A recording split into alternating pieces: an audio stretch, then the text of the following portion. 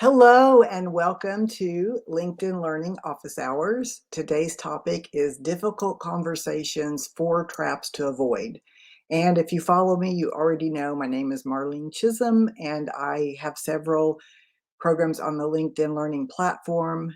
uh, Stop avoiding difficult conversations, working with high conflict people as a manager, anger management, and so on. I'm going to check in intermittently to recognize people that are here. Hi, Shams and Harsh. Thank you so much for being here. So I'm going to get started, and this one's going to be pretty tight, I think.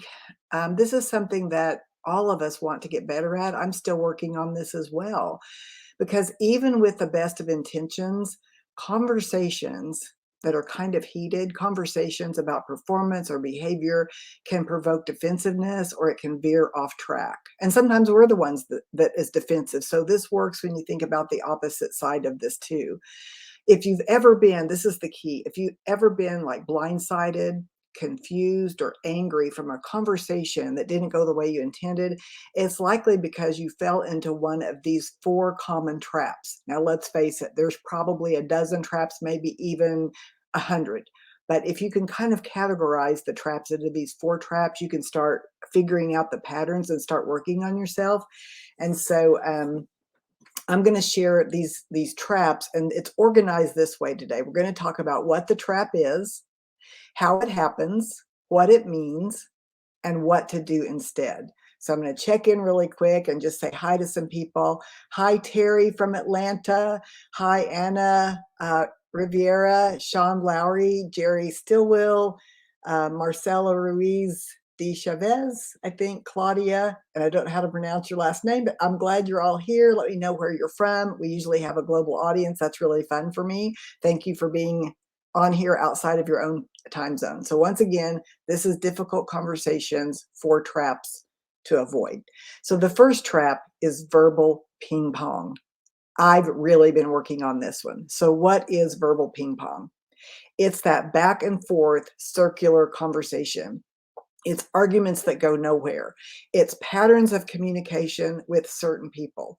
And you kind of know that once you get hooked and trapped, it's yes, you did. No, I didn't. That's not fair. I knew you'd say that. And before long, you're in a whole different conversation, and you've kind of gotten off track, or you've gotten defensive, or they have. And so here's what it means. And this is how I want you to interpret it every time you find yourself in verbal ping pong. It's really easy to stay attached and let your pain body and your irritation want to make an enemy out of that person, start to use facts and statistics to back up your point of view, talk about the past. But here's what to do instead. You want to recognize this needs to be a trigger in your brain. You want to say, we've lost clarity. If you can interpret it as we've lost clarity and the evidence is the verbal ping pong, then you can do a reset. So this is kind of how it happens. There's a sensitive topic. Could be about the past, it could be behavior, it could be performance, especially in the workplace. Or maybe you've avoided a conversation, and when you do have the conversation, it really takes them off. And that's maybe because you didn't know how to prepare for it properly or build that bridge. But let's say that they defend or they sidetrack you. They say, that's not fair. Here's what they're doing. They're baiting the hook, and they say, that's not fair. You should hear what Kim says about your leadership. And now you're having a different conversation. You get baited, and you took the bait. It's like you're the big carp and they're the fisherman, and you took that bait, and now you're having a different conversation. If you've ever had that happen, it's because you lost clarity about the topic of the conversation and the purpose of the conversation. So here's what to do instead. You want to create an intention for difficult conversation. So instead of working from the hip, you think about it. You think about how the other person's going to respond. And you don't come from the place of, I already know what they're going to say, but you think they could get defensive or I could get pulled in. So let me start with an intention. Now, you have to be mindful how you craft your intention. This is the tricky part. I talk about this in some of my LinkedIn learning programs, but what you want to do with an intention is keep it positive and forward moving. Don't say something like, look, I want to understand why you're making all these mistakes. Instead, state an intention at the beginning so it becomes the North Star. In other words, you say, I want to explore how we can cooperate versus I want to know why you won't cooperate. So in the previous example, I want to understand why you keep making mistakes. Maybe you'll understand why they do, but what's the higher intention? My intention is to help you make less mistakes. And in that, we're going to understand. But if it's all about understanding why you're making mistakes, it sounds more blaming. So I want you to learn about how to set intentions and instead of just blurting something out there. And you want to make it forward moving and you want to make it positive. So I'm going to check in real quick and say hi to some people. Hi there, Denise. So please show up on the timeline and put your name and where you're from. Nelish Pendy. Hi there. Good morning to everybody. So glad you're here. If you've got a question, please pop in and ask the question. Sean Lowry, so glad you're here. Once again, Terry, glad you're here. Okay, so now we've talked about verbal ping pong, and we're going to talk about trap number 2, perceiving intent. In other words, jumping to conclusions. We all do it. It's just what our brain does. Here's what it is: your perception about why someone does what they do. We make up a story based on our own interpretation and life history and our own bias.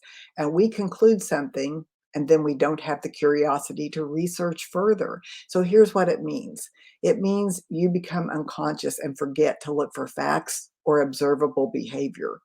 And the problem isn't that you perceive something, because that's all we can do is judge, perceive, use past history. That's really all we can do. We human beings are meaning making machines. So the problem isn't that we have perceptions, it's that we believe every single thought we think. And if we're not careful, it'll run away with us and it keeps us from being curious. So I now want to talk about how it happens.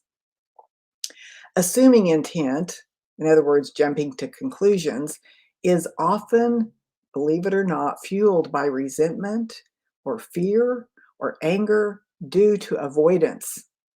Because if we would just say, hey, it looks like you're irritated, what's up? Then we wouldn't make up a story that they're irritated. We would give them a chance to explain, but we just haven't learned how to do that to be conscious enough. And if the situation has been happening for a while and you haven't addressed it, then you have this little conversation in your mind, or maybe with another person, but usually it's a conversation in your mind and it's not out loud. And then you feel resentment. And if you hint around about it, it doesn't change because there's never really been a conversation. I just wrote an article not long ago about how we're all talking about quiet quitting, but we're not talking to each other. We're not The senior level leaders aren't talking to the front line and so forth. And the managers aren't speaking with their employees. And until we have conversations, we're not going to fix this problem because everybody's talking about it, but not with each other. And so we're making all kinds of assumptions as to why it's happening and who's at fault. So here's what you want to do instead. You want to address the observed behavior. And instead of saying you have an attitude problem, ask yourself first what makes you perceive that they have an attitude problem. Don't say you have an attitude problem. Instead, say, I noticed that you rolled your eyes when I was speaking. Then you just pause. Now, they might say, that's not true. That's just your opinion. Don't get into the argument. Just say, oh, okay, I thought there was disagreement. Because by bringing it up, it lets the other person have some awareness, even if they're defensive. So you can share a perception about the observed behavior. For example, when you roll your eyes, it makes me perceive that you disagree, but that you don't want to talk about it out loud. And then you just give them the grace for them to say, oh, no, not at all, because you're not here to argue or prove a point. You're only here to create awareness about the desired behavior. Okay. I hope that's making some sense. I'm going to check in again real quick. Hey, Chris, glad you're here. Got some new people coming in. Let me scroll down. Hi, Gemma. Lots of people from other places. I can tell by the names. Glad you're here. And by the way, I am going to Germany this month. So if there's anybody that lives in Frankfurt, let me know. I'm excited about it. Hi, Gerald, friend of mine. Hi there. Okay. So let me read the first two then. We've done verbal ping pong and jumping to conclusions. That's the first two: verbal ping pong and jumping to conclusions. And I've told you what it means, what it is, what it means, how it happens, what to do instead. Let's go to trap number 3, focusing on the past. So here's what it is, just what it says. We continue to use past disappointments to make future decisions. instead of having a conversation and trying to course correct. Here's what it means. Well, there's many potential meanings. There is an unresolved issue in play. The story that's been resolved no longer needs to be told. So what does that mean? It means that if you have a pattern, and if you're saying they always disappoint me, this always happens to me, then you need to say, well, there's an unresolved story here. And there may be unresolved facts, there may be unresolved situations, but we'll only have that through a conversation. And it is scary for sure. We have to be vulnerable and be clear on our own outcome, not trying to point fingers at the other person. So when we focus on the past, we don't create any future. And so we need to understand that it probably means we need in the workplace, there's probably a need for accountability. Here's how it happens. If you've told them 1,000 times, that's what I say. If you've told them 1,000 times, it means the behavior has been allowed 999 times. If you told them 1,000 times and nothing changes, if you have any level of influence or power or authority, why is it continuing to happen? Do they not care? Do they not get it? Is it skills, resources, priority, or is it willingness? And if so, what choices do you have given what's happening? When you've reached your limit with something like this, it's really easy to let emotions drive the conversation about past performance instead of future goals. So you have to be curious. You have to totally be curious. Here's what to do instead. Give honest feedback without attacking. That means you have to clear your emotional energy first, because if you feel like retribution, if you feel like they deserve it, if you feel like I can't wait to get the last word in, that's not the time. You have to clean up that energy first. That is the hardest thing. I talk about that in my book, From Conflict to Courage. I talk about emotional regulation, emotional integrity. I'm working on that so much right now. It's the thing we need in the world we're living in right now, because there's so much conflict, there's so much division, there's so much drama, because we all have access to instant communication and we get trapped, we get distracted by all the noise out there. So I'm going to check in really quick. And hi, Sharon. Nice to see you. Hey, here's someone who lives in Frankfurt. I'd love to connect. And I love Lindy Hop. So if there's a place to go dancing, would love to do that. Hi there, Hasib. Oh, so nice. Thank you. Thank you so much. So we've now talked about verbal ping pong, jumping to conclusions or perceiving intent, and focusing on the past. It's things that we all do as human beings, and it works in our personal life. It's the same in our professional life, just a few different boundaries and some different context. So we're going to talk about the fourth trap. This is something really that my book is pretty much based on, and it's the habit of appeasing. And appeasing is part of avoiding. So what is appeasing? And I know this can be cultural as well, but I think that as global citizens, we have to start changing the narrative across the globe with some of this, because it's not going to build better relationships to agree with something you don't agree with, or to tell someone you're going to do something that you're not going to do. So appeasing is telling someone what they want to hear in the moment, rather than mindfully considering what is being promised. It's like, I agree. Oh, yes, I'll be on that committee. Oh, sure, we'll do that. I love your ideas, when in fact the ideas won't work. You're not going to be on the committee, and you don't necessarily agree because you haven't had time to think about it. We're afraid to hurt someone's feelings, and we've gotten into a habit of appeasing to get something off of our plate and make someone happy in the moment. I once had someone say to me, you know, the reason I lied to you is I enjoyed seeing your eyes sparkle. You seemed happy when I told you I would be there, and it felt so good. But the truth is, I'd rather go fishing than to do what I told you I was going to do. So here's what it means. Appeasing means you want to be liked more than you want to be honest, and you don't want to hurt feelings. The good part of that is you care for people and you enjoy pleasing them. But if you please them in the short term and disappoint them many times afterwards, you're creating a barrier in the relationship. You're creating a division. So you have to see a bigger picture with appeasing versus it feels good in the moment. Just like overeating, over drinking, over shopping, it feels good in the moment. We like to do it, but then we feel bad afterwards. So it becomes very addictive. And so here's how appeasing happens. You're preoccupied, someone gives you an idea, and you're too tired to fully consider your response. So you just say, good idea. You've finally gotten this person to engage or to do some behavior you've asked for, and you don't want to deflate them. So I see why it happens, because thank you. They've They finally got engaged at a meeting, they've given an idea, and when you hear the idea, you're like, "Oh my goodness, it's the upper level is not gonna agree with this," and you know that, but you don't wanna deflate them. There was a book I read a while back called A Concept of the Corporation by Peter Drucker, and this really changed my opinion about a lot of the things we see in the workplace today.